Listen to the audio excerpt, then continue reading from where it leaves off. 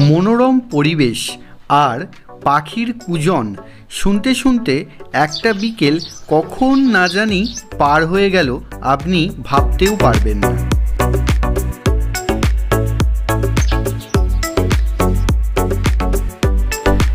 এই বাগান বাড়িটি রবীন্দ্রনাথ নির্জনে বসে তার সাহিত্যের কিছু অংশ রচনা করেছেন এবং এইখানেই কেটেছে শ্রী অবনীন্দ্রনাথ ঠাকুরের শৈশব এবং বাল্যকাল।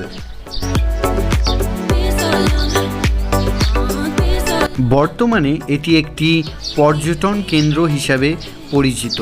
গঙ্গাপাড়ে এখানে এত সুন্দর মনোরম পরিবেশ যে কল্পনারও বাইরে। নমস্কার দর্শক বন্ধু, আমি কুশ। এই মুহূর্তে দাঁড়িয়ে আছি আমি কোন্নগরে। সাহিত্যের ইতিহাসে মোড়া একটি জায়গায় আমি আজকে আপনাদের নিয়ে এসেছি।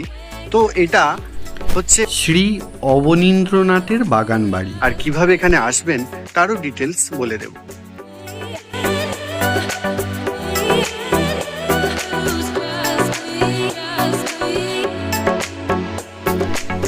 এখানে আসার জন্য প্রথমেই চলে আসতে হবে কোন্নগর স্টেশন।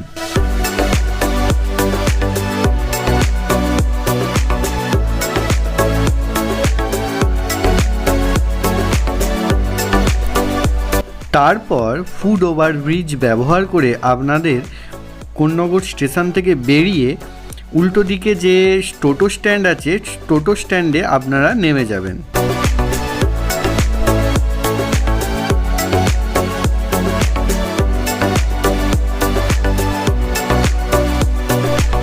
টোটো ভাড়া পড়বে 15 টাকা, একদম গেটের সামনে নামিয়ে দেবেন।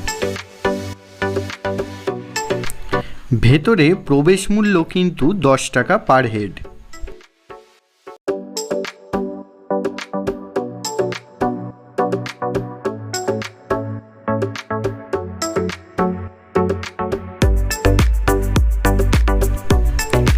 এটা খোলার সময় হচ্ছে সকাল 10টা এবং বন্ধ হওয়ার সময় হচ্ছে বিকেল 5টা। তো আপনারা যদি কেউ আসেন তো এই সময় মধ্যেই কিন্তু আসবেন।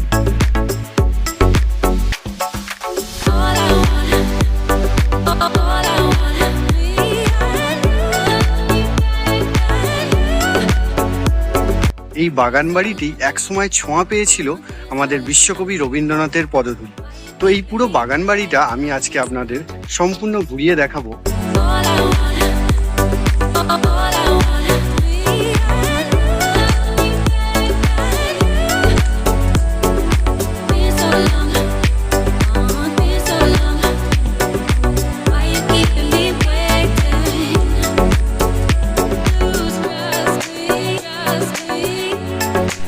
একদমই গঙ্গাপাড়ে অবস্থিত এই বাগান বাড়ি। ঠাকুর পরিবার হচ্ছে প্রথম থেকেই জমিদার পরিবার। এখানে এলে তার জমিদারের কিছুটা অংশ আপনারা বুঝতে পারবেন যে জমিদারি তখনকার দিনে ঠাকুর পরিবারের সম্পত্তির পরিমাণ ঠিক কতটা ছিল।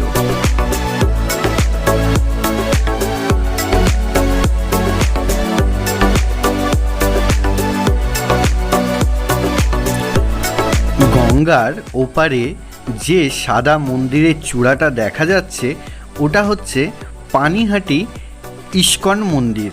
কোনোদিন যদি সুযোগ হয় তো আমি ওই মন্দিরটাকেও এক্সপ্লোর করতে যাব তোমাদের জন্য।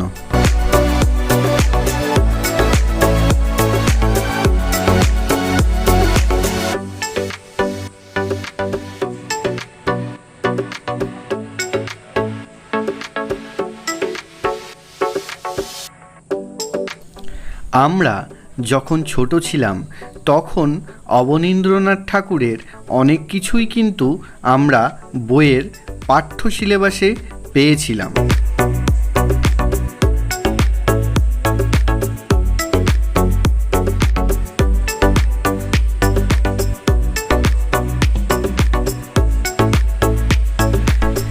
বাড়ির লাগোয়া একটা সুন্দর ঘাট আছে গঙ্গার জোয়ারে ঘাটের জল একদম বাড়ির দোরগোড়া পর্যন্ত এসেছে।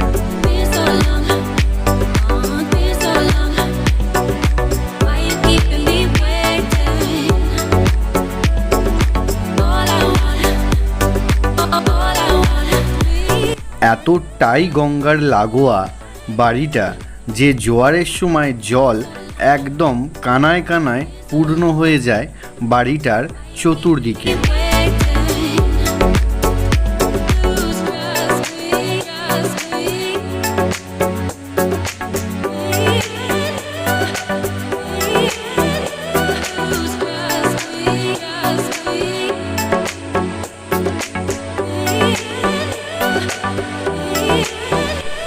এবার চলুন ভিতরে প্রবেশ করে দেখি ভিতরে ঠিক কি কি জিনিস সংরক্ষণ করে রাখা রয়েছে।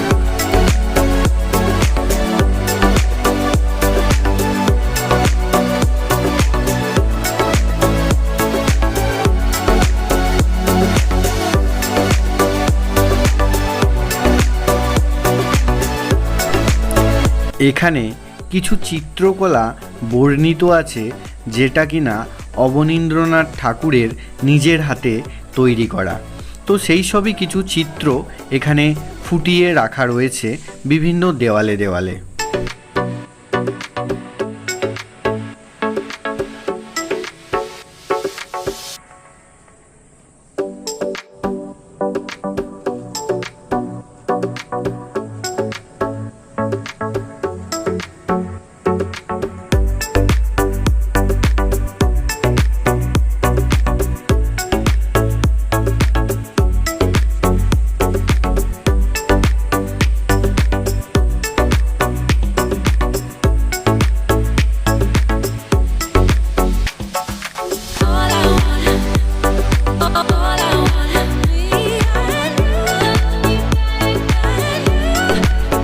এখন পৌরসভার থেকে বিভিন্ন রকম কাজ হচ্ছে, তাই কিছুটা অপরিষ্কার বলেও মনে হলো আমার। এবার আমরা যেখানে যাচ্ছি সেটা হচ্ছে এই বাগানবাড়ির পদ্মপুকুর। এক সময় এখানে ভীষণ রকম পদ্ম ফুটে থাকতো। তো এখন চলুন দেখি কীরকম কন্ডিশনে রয়েছে এই জায়গাটা।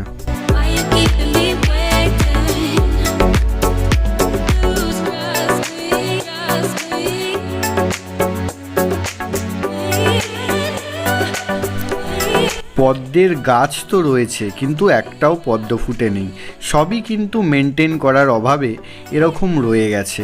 কিন্তু প্রকৃতির মাঝে এই জায়গাটা এতটাই নিরিবিলি আর শান্ত যে আপনারা যদি কেউ পরিবেশপ্রেমী হয়ে থাকেন তাহলে আপনার মন জয় করবেই করবে।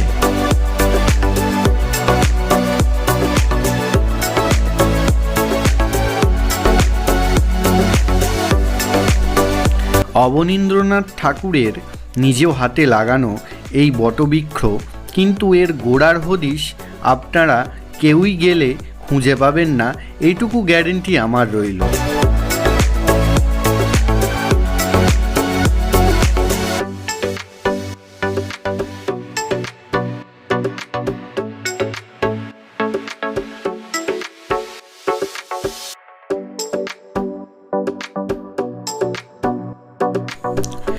বাচ্চাদের মনোরঞ্জন করার জন্য কিছু ছোট্ট ছোট্ট অ্যাক্টিভিটি এখানে লাগানো রয়েছে।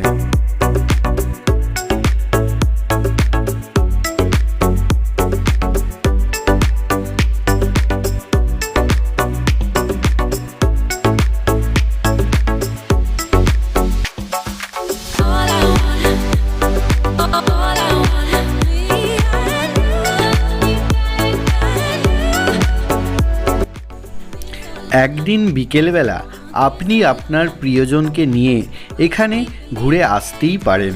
জায়গা খুবই শান্ত এবং নিরিবিলি। আমার এই ভিডিওটা আপনাদের কেমন লাগলো কমেন্ট করে অবশ্যই জানাবেন।